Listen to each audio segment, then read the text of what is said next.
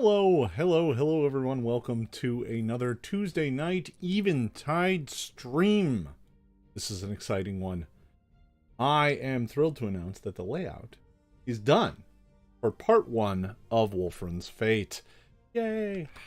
Yay! I don't know, I got nothing. I finished it.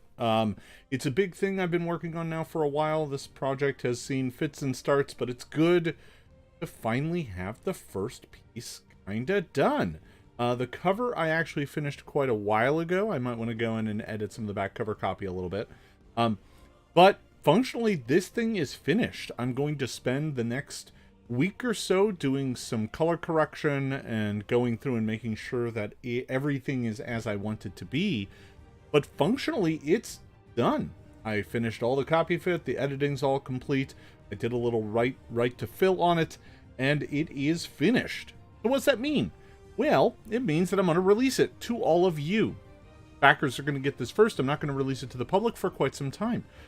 You all are going to get it for at least a month or two, if not longer, because I want to have part 2 in the pipe and almost done, and I want to have part 3 in the process and part 4 on the way. I want to make sure that these come out in a relatively regular cadence, and that means, you know, getting the other parts finished.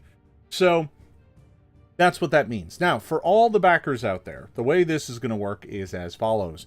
If you are at the, I think it's the Adventurer tier level, and that's like $5 a month. If you're at that tier, you will get it for half price. I will cut the price in half, and you will get it for that. If you're at any of the higher tiers, you get it for free. So that's how that's going to work. That'll be how it works for all of the PDFs that come out of this. I also am going to take a look at folks who have been backers for a long period of time, and some of you might get upgraded to free for just being here the whole. This is taking a little longer than I would have liked. Life gets in the way. An editor disappears on you and steals your manuscript for 4 months. You know, bad things happen. But, you know, I think we finally come through at the other side with something that looks really great. And how do I know it looks really great? Well, because it's done, and I can show it to you right now. So I think the first thing we're going to do here today is just kind of page through the PDF so you can see what you're going to get. So let's go ahead and bring that up. So here you can see this is the cover page. There is a little bit of tweaking still I want to do here, but the layout is done and all the text and all the legal is there. So that's all finished. I'm pretty happy with all the font choices and all the pieces here. So that's kind of your intro page. It's pretty standard. This did come out to exactly 32 pages. Alara, they didn't steal it. They just held on to it and told me that it was going to be done forever, and then it didn't get done, and then they canceled their contract. So, yeah, I don't want to speak ill. It wasn't all entirely their fault. So they had some bad life things happen, and is what it is. So, moving on. So here's the first page. Let's go over to the first spread. So here we have our first spread. This is kind of the introduction and overview of the entire adventure, not just part 1, but all 4 parts. This is kind of your intro, your setup, a bit of history, a little bit of sidebars. We're still in introduction setup. There's a bit describing the town of Wormbone. Then we get into the adventure synopsis itself and the start of the adventure. Yeah, held hostage, sort of. It was kind of more of just every week it was going to take one more week, and that went on for several months. Lesson learned there on my part. Be stricter with my freelancers. So where are we here? We got the title page. You've got overview stuff, kind of going over all of the adventure, even though this is only part 1. Then we jump into part 1 and start doing the introduction, and you'll start to see some of the art floating around in here. There's black and white art and color art. It depends on what I was using it for. Some of it is some stock art I picked up just to add a bit of spice to it. But there we see one of the first color pieces. This is Lieutenant Havanok. This is her art piece. I'm very happy with how that turned out. She came out kind of pitch perfect. And there we see the map. The map made using my blue tiles. This adventure will include the blue tiles map in a play resolution. So you will be able to include it in the file, will be the blue tiles map that you can just take into whatever software you want and import it and use it there.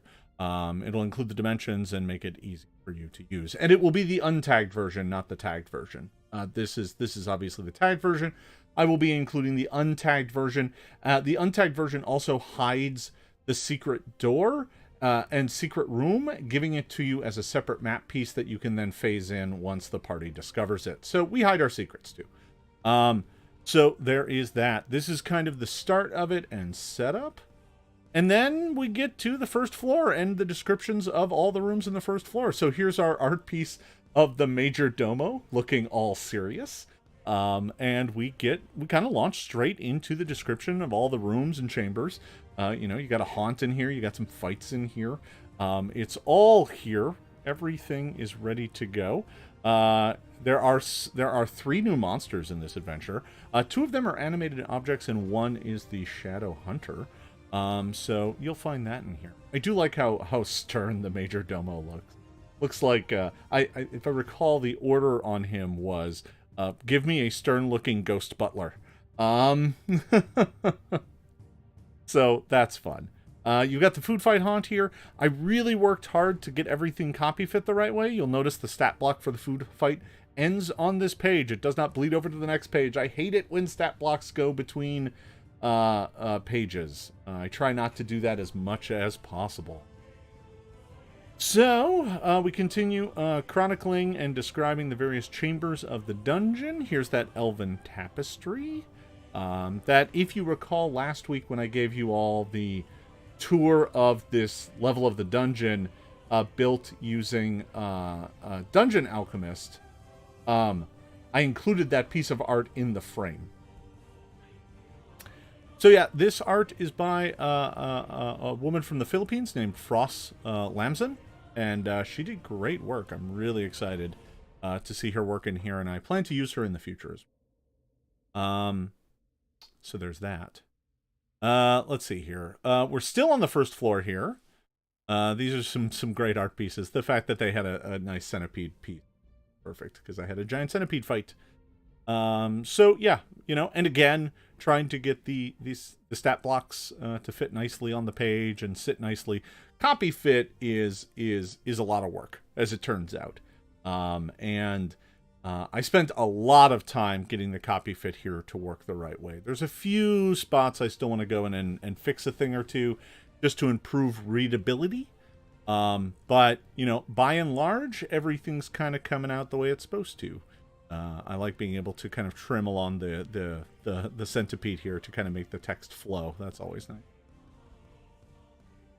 And then we get to the end of the first floor, right? So there's a little bit in the adventure here that's kind of interstitial, that is about going back to town and talking to Havanok, and doing all these sorts of things. So there's this section here. We got more sidebars and stuff too. So yeah, good stuff. And then we hop straight into the second floor. After that, we go into the second floor, the Dark Laboratory. And yeah, we kind of go through more rooms, more chambers.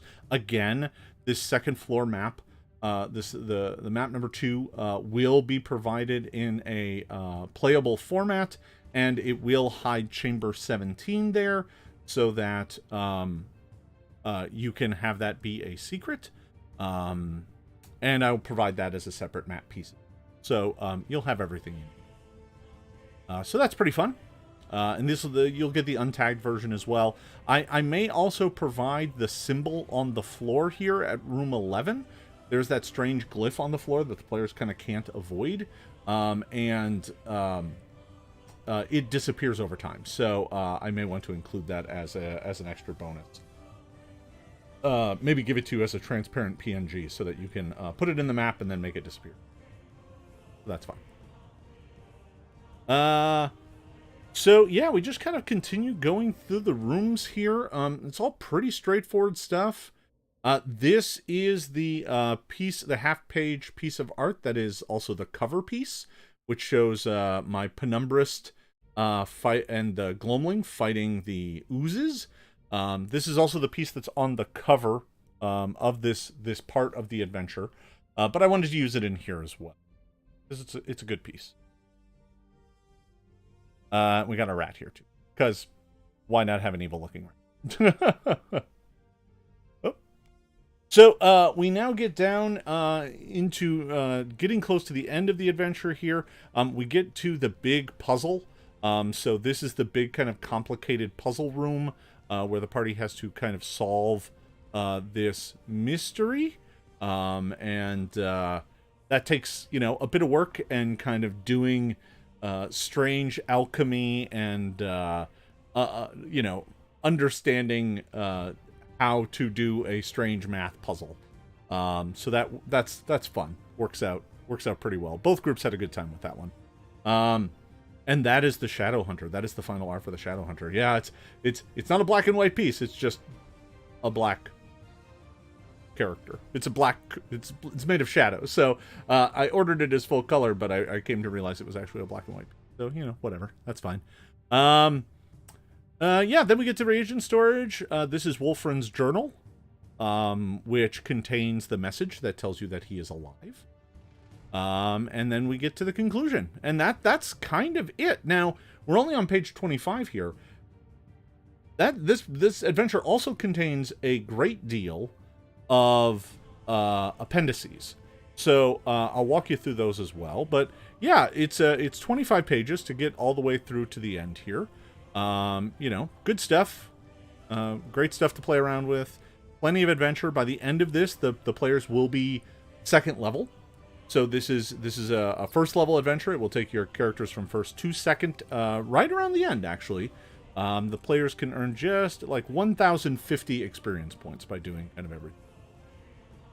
So then we hop into the appendices. So Appendix A are the two rival adventuring companies, right? So the Thunder Company, we go and describe them, and Grablin's Lot, the poor kind of hapless low-level newbie adventurers that also go into the tower with them, because if you recall, at the beginning of the adventure,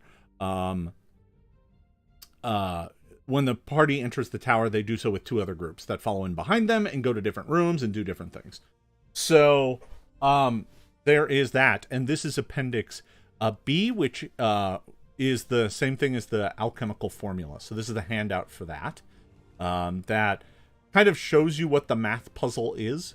So you get to put 9 numbers on this grid, and they have to work, right? And there's also up above there are instructions that let you know how it all is supposed to come together, and you can only use each number once. So there is that. It's a fun little puzzle. And then this Appendix C is Wolfren's letter inside of his journal. So you can get the letter and read that. I did, by the way, use the same font for both of these letters because they were both written by Wolfren. I nearly mixed it up and then was like, wait a minute, if Wolfren wrote both of these, that should be the font I use for Wolfren's handwriting. Beyond that, we get into Appendix D, which is the stat blocks. And here's the animated coat rack and the animated oven. And then there is the Shadow Hunter stat block. I did reuse the art here because it made sense to have it in its own standalone kind of art piece. Appendix E is the final appendix of the adventure here, and it includes a complete XP breakdown. So you can easily track how much XP the party earns throughout the adventure. And then goes into a treasure list that kind of describes every piece of treasure the party can get and gives you either its value or just tells you what it is. So that's it. That's the entire adventure. There's your OGL at the end. And it goes all the way to page 32. I do like this Appendix E. I'm going to put this in all of my adventures. Just kind of summing up all the experience points and summing up all the treasure. Just to make it easier on you, the GM, right? So that's it. That's the entire thing. 32 pages. It came out to about 20,000 words worth of text, which is a lot for a first level adventure, but this adventure packs a lot in it. Well, and you can totally milestone. If you are going to milestone this adventure, yeah, they just gain a level after they finish this. That's it, right? I actually view this as a way to make milestoning easy. because even in here, if you go to the appendix, it tells you that the maximum amount of XP they can get is 1,032, which means, you know, they can gain a level at the end of the adventure. So they just have to kind of do everything. And honestly, there's not much in here that they're not going to do. So, you know, frankly, I don't see any reason not to give them that level at the end of the adventure, even if they miss a thing or two. I think they'll probably be fine. So yeah, that's the whole thing. Top to bottom, front to back. That part 1 of Wolfren's Fate. I did just realize that I call it Wolfren's Fate Part 1, The Wizard's Laboratory. And I think in the description I call it The Wizard's Home. So I'm going to have to rectify that. One of those is wrong. It got changed at some point. I don't remember. But yeah. So that is that. I think while I'm here, I think I'll also show you the... I think I'll show you the cover as well, because I know I got that done a while back. Let me go find that. I put it. Question of the day.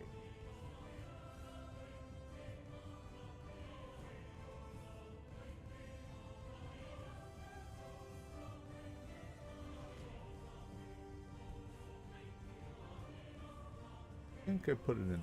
No. Give me just half a second here, folks, and I will find this.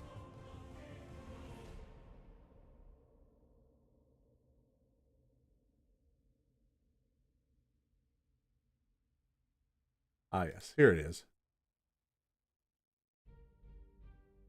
So that is the cover of Wolfren's Fate.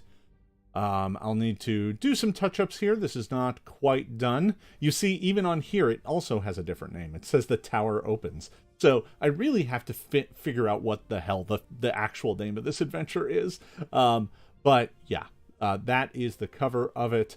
It kind of went with like the faux leather look that's been patterned. I don't know if you can tell, but the center of it has this pattern of triangles that reduce in size from top to bottom. Yeah, so that is the full cover. Yeah, pretty fun.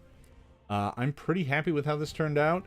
I am going to be making this so that it can be POD. That is a thing I'm gonna do. So one of the things I need to do, one of the parts that I need to finalize on this, and this shouldn't necessarily hold up my release to all of you, is I need to go through and make sure that I've color corrected the whole thing and that it's all using CMYK and is up to the color profiles of drive-through. And then I need to upload, I need to create a version of it that has all the right bleeds and margins and stuff, and then upload it to drive-through and get them to do a test print and send it to me before I can put it on sale.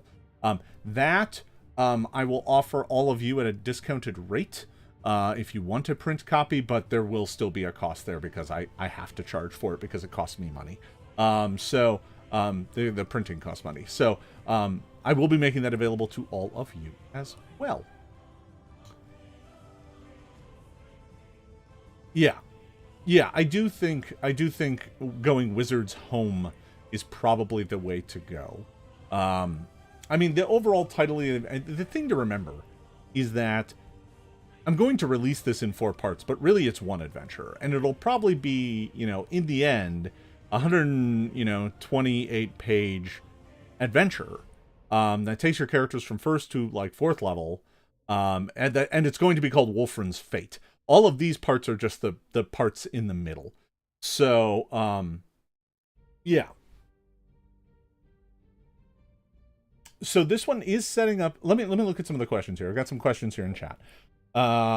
This is setting up a 4-part adventure, so I expect this one to be bigger than the others. You'd think so, but part 2 is actually really long. Part 2 is probably longer than part 1.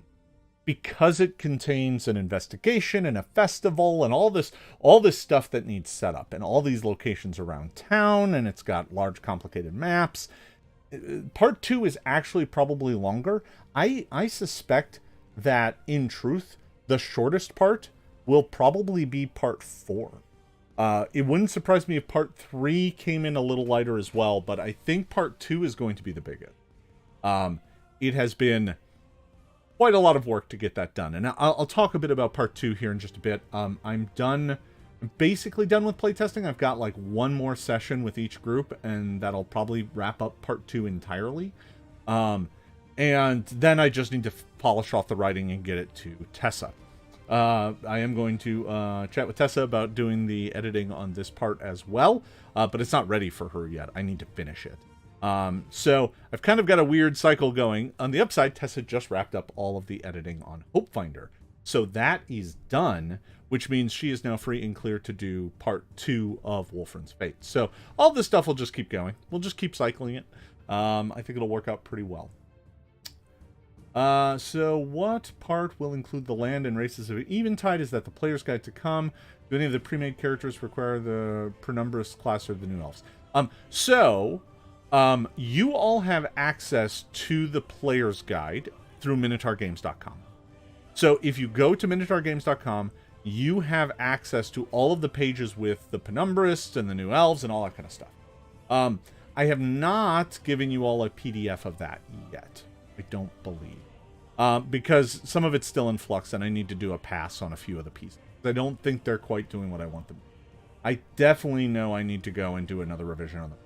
Penumbris is not quite performing the way. So there is that. As far as when will that come as a document, I may try and thread that in here while I'm still working on Wolfren's Fate, because I'm going to hit points where I'm just playtesting part 3, and I'm not ready to give part 3 to Tessa, and the player's guide is done, right? I mean, the thing about the player's guide is that text-wise, it is finished. The challenge is, I haven't had it edited. I have very few pieces of art for it. And I'm going to have to order a lot for that thing, because I think the player's guide is going to be like 64 pages. So that is a big, big document. Twice as long as the adventure I just showed you, containing an awful lot of pieces, and I'm going to have to order a lot of art to make. So that's something, it's on my goal list for this year. But I think it'll probably be fall, honestly, before I can get it done.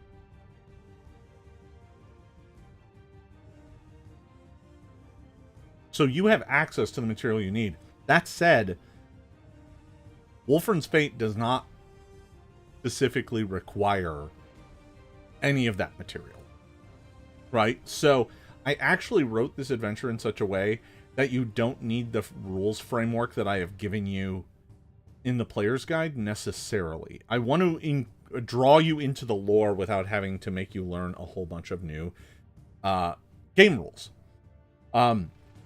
So, yeah, some of that involves magic traditions as well, right? Remember, no druids, no primal magic. So, and arcane and divine magic, I'm being a little hand-wavy right now because the all player characters start with the tools necessary to cast their spells without having troubles. And I don't make that a feature, it's just an aspect of this.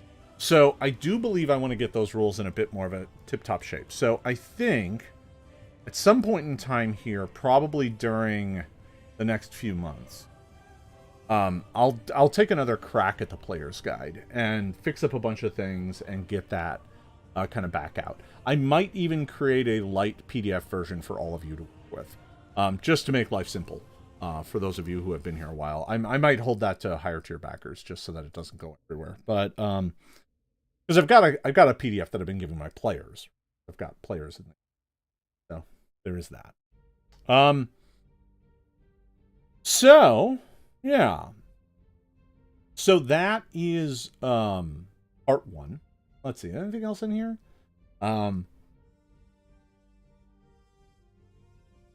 The blue does blend into the blue of the Eventide logo. You know, let me take a peek. So it's clearly not a problem here, but I do agree that on these pages it does get a little lost. I might be able to add a bit of a glow around it. That might work. Huh. I betcha I could add a faint glow around the logo in the upper left corner there, to get it to just have a bit of separation. It's not going to be perfect because the logo is a little dark, right? I mean, the logo plays a lot better when it's larger because you get more nuance in the letter forms and stuff. When it gets shrunk down, it doesn't read quite as well. Which maybe makes me think that I might need two versions of the logo. One that is smaller and is designed to read at a smaller scale. That might be a project that I have to. I like the logo a lot, but doesn't quite read well at a small scale.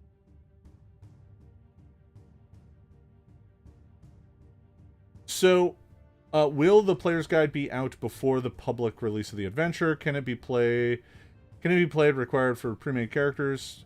So there aren't pre-made characters right now. But I think I could create some. I could create some pre-mates for this. I haven't done some.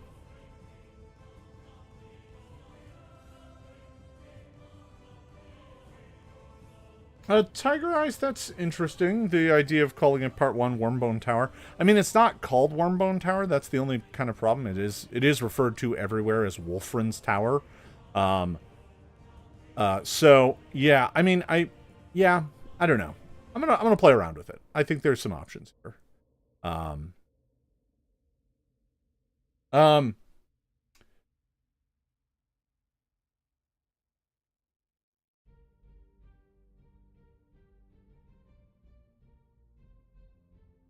Well, I don't know. I think it pops on the cover nicely. I guess I'm less concerned about the cover than I am about the interior.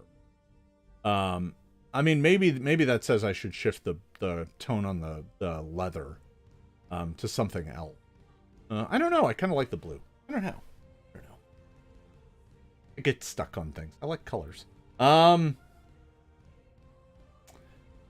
Yeah, I mean, yeah, I'm gonna have to figure it out. Titles. The one thing that I've come to realize in all of my years in the game industry, that naming things is hard. Picking titles, deciding what they are, is pretty tricky. And I do want the title of this to set you up the right way and not give away any spoilers. So calling it the Wizard's Laboratory is wrong because it actually is telling you something that isn't true. Or that you wouldn't know at the start of the adventure. So calling it, the Wizard's Home is probably cleaner. Yeah.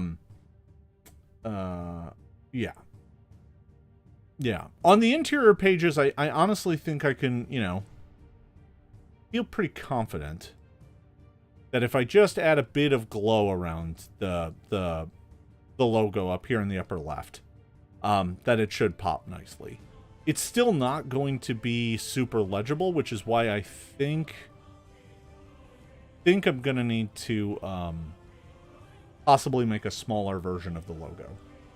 One that reads better, because the black, the really dark blue in the EVE doesn't have enough contrast with the blue from the background.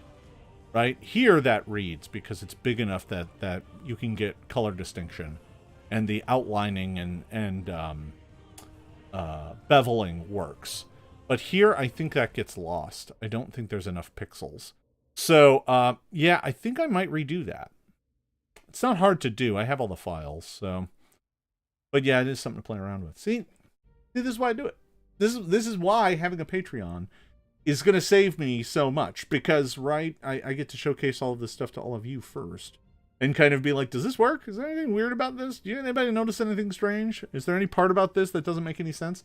That's another aspect of why I want to get the PDFs out to all of you, because you're able to look at it. You can read it. You can point out something that doesn't make sense.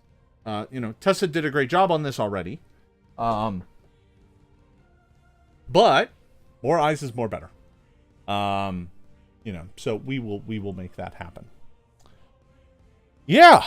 So that's where we're at on part 1 of Wolfren's Fate. I think I'm going to be able to release this as a PDF to all of you within a week or so. So stay tuned on that. I know it seems like all of my attention is on Hope Finder. I rest assured, this never left my plate. I just swapped things around to make other things possible. But I spent all weekend working on this. So I did create the logo. Yeah, no, that is my logo. It was, I went back and forth. There's like 18 iterations on the Eventide logo. Good Lord. Do I even have that folder anywhere?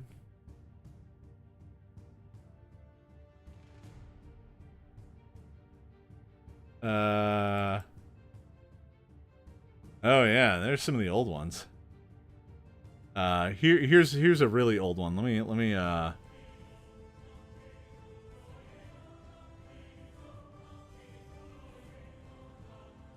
me go and grab one of these.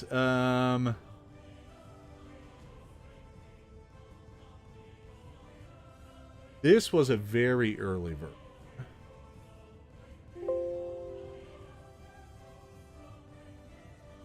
So, this was one of my very earliest drafts.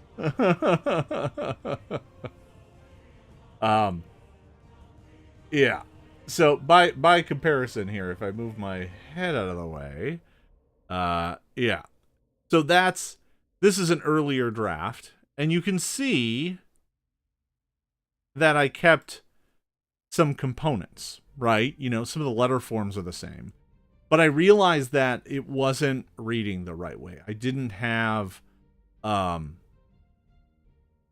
it was too basic and frankly looked too much like something created in Photoshop. So I actually spent a great deal of time finding the right kind of sunset image, and then doing a lot of manipulation to create that kind of background color swaths that then I blended together like 3 different images and created kind of the star field behind it.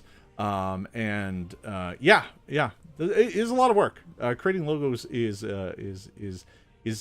a new thing for me, and you can tell like I tightened up the letter spacing, and changed some of the leading between some of them and stretched a few of them in different ways. A whole bunch of things went into that to kind of make it what it ended up. So, you know, good stuff, but logo design is hard work. The Minotaur Games logo, I did not design. I paid Kyle Hunter to do the Minotaur Games logo forever ago, and I've been using it ever since. So, that was in my very early days where I was like, I don't know how to make a logo. Don't ask me how. This one, I was like, you know what? I'm going to figure out how to do the Eventide logo myself. So, all right. So, what else I got going on? So, playtesting is rolling along. Both groups are now in the final day of the Eventide Festival in Part 2. They are... both groups ended up doing the archery contest. Not everybody did it. They only had 1 or 2 characters in each group do it. And in the archery contest, as I designed it, the way it kind of works is there's like 3 trees with bridges between them, and you can run between the trees to get better sight lines on a bunch of targets that pop up on the ground around you, but you can only fire from the trees, and whenever you have to cross from tree to tree, you have to make acrobatics checks. And they're up there in these trees firing at these targets, and they're not alone in the competition. One of the members of Grablin's Lot is in the competition with them, and Lord Radlin Trevere, the councilman, his son is in the competition, and he's a petulant rich boy who thinks he deserves to win. And Trevere now shows up at the start of it and announces that this is the first time his son has competed, and as such, he's upping the reward to a sheaf, a quiver of magical arrows. So the stakes are on. Both groups won, beating out the rich lord's kid, and causing quite a scene. So that was fun. Both groups did that. And then from there they all went to the crafts fair, and you know, I don't actually have rules in it right now for whether or not the players can mess with each other. It's supposed to be a friendly competition, so I assume not. But I'll leave that up to the GM to mess around with. Let's see. Apple, could the background coloring in the lettering be reversed, as in red and orange first, in order to make the interior name pop more? I don't know. I don't have a problem with the logo itself changing. The one on the inside, the smaller one, may be kind of a different... I don't have a problem with the smaller version being different so that it's more legible. And if that means that the smaller one on the inside uses the kind of orange and reds for the whole lettering, and then just the background is kind of the dark color, that might work. I'm going to play around with that. That's going to be the first thing I try. I'm just going to expand that because, so, spoilers, the way that logo is built is the logo shape itself creates a cutout that is the window through which you can see the sunset image behind it. So if I move the sunset image around, it shifts, but it stays within the letters. I made it that way so I could test kind of and figure out how I wanted it to sit. So I can actually kind of fix that. Anyway, back to the festival. From there they went to the tumbles and went to like the crafts fair and stuff. I didn't put an event in here that they can participate in, but there is some bobbing for apples they can do where they might win a prize. And then they get nearly trampled by some goats that escape their pen. And, you know, it's just another chance to build lore and story about the town. So that went very quickly, and then both groups have now made it to the pie eating contest, where there are, you know, 3 types of, you know, pie that you can eat. One is one is just a plain fruit pie that's worth 1 point. Every round, everybody gets a pie, and you have to keep eating pies. So the first pie is a fruit. You can get a fruit pie, or you can get a fire jam pie, which is harder to eat. Or you can get a mystery pie, which may be worth who knows how many points, but it might be very bad for you, right? So, and the way it works is you basically eat pies and get points, and every pie that you eat increases the DC. So if you of the fort save you have to make to keep eating pies, so that's how it works. So that you start as a DC 15. And then for every regular pie that you eat, the DC goes up by 1. For every fire pie you eat, the DC goes up by 2. And then the mystery pies could raise it by as much as 5 or as little as 0. Depending on what the pie is. And there's even a prize pie you can get that gives you a prize. So, it'll be fun. I haven't done it yet with any of the groups, but that's the kind of pie eating competition. And I decided that Hadram is there to participate in the pie eating contest. And another member of Grablin's Lot. So I'm using this as a chance to kind of let the PCs get to have fun with the folks from Grablin's Lot, which has worked out well. Worked out very well. So I may also be having a new player join with my next session. I need to talk to him about it and see if he's ready yet. But I may end up with a new player in my next session who may be not joining the party right away. He may be like a rival in the pie eating contest. Well, I don't know. We'll see. Oh God, looking in here, I forgot. Here, oh, you know what? I have to show this. Okay, I was just looking over in my logo drafts, and I saw one that I was like, oh yeah, no, I call this one Eventide logo bad. This was a bad one. Didn't like this one at all. It was a test. I wanted to see how it looked. Check this out. Boy, am I glad I didn't go with that. There's some things that I like about it, but there's not many. What else I got in here? I've got a couple. Oh.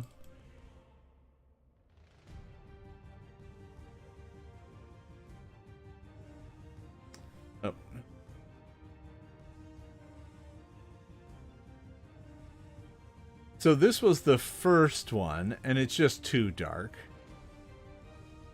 way too dark. And then this was test 2. Lightened up. This was test 3. Lightening up, and I'm starting to realize that lighter is going to help me. The one you saw before was version 4.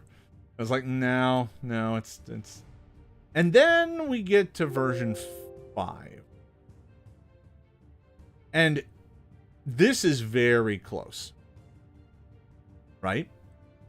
You could be forgiven for mistaking it for the same logo, but I realized there wasn't enough content.